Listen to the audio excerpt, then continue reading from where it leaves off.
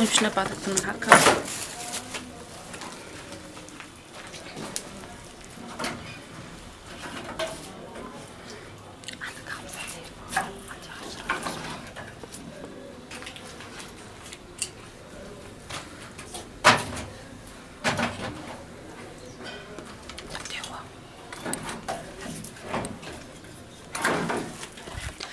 شلبوق كانت في حمام الذهب.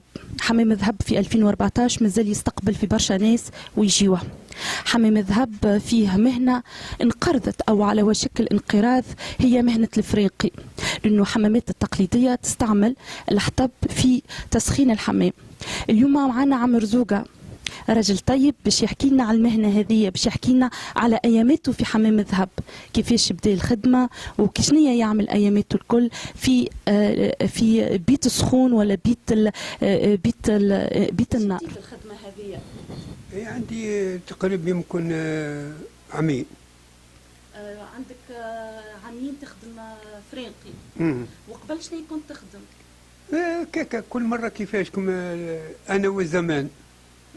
فهمت، مرة فهمت كما يقولوها حمال، مرة فهمت كذا، وين نلقى فرنك نصور نخدم على متعبة الخدمة هذه؟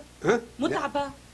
أنا عندي لها فهمت قابلية فهمت والحمد لله، غيري ما نعرفش. كي تشوف النار هكا تشعل والحمام، أياماتك كيفاش تحس معناها وانت في الحمام ما بين بيت النار وما بين بيت السخون غادي باش تشوف اسكو الحمام ما تسخن بالكدا ولا لا؟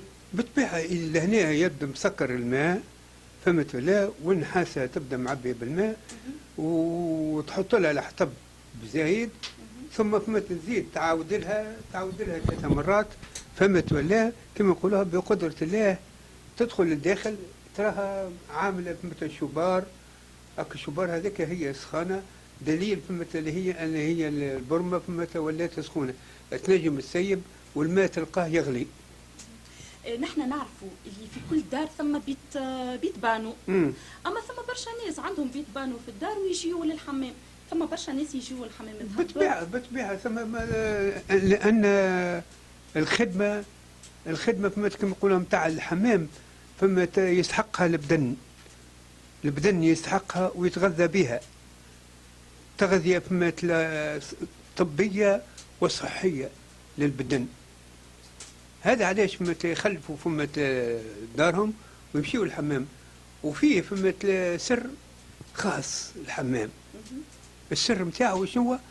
اكل العرق، اكل السخانه، هذيك فيها سر حمام الذهب بلاع الصبيه، قال لك قبل 700 سنه بلع بنيه. عندك فكره على الحكايه؟ خويا ما نكذبش، يقولوا الناس، يقولوا المؤولين، شو يقولوا الناس على الحكايه؟ كل برشا ناس يقولوا فهمت هي فهمت قاعده تخربش، فهمت لقات فهمت سبكه نتاع ذهب. فهمت؟ هذا اللي سمعت فهمت واحد. هذه حمام الرميلي، اما نحن في حمام الذهب. عنده تقريبا يجي 900 سنه. بارك الله. اي عنده 900 سنه.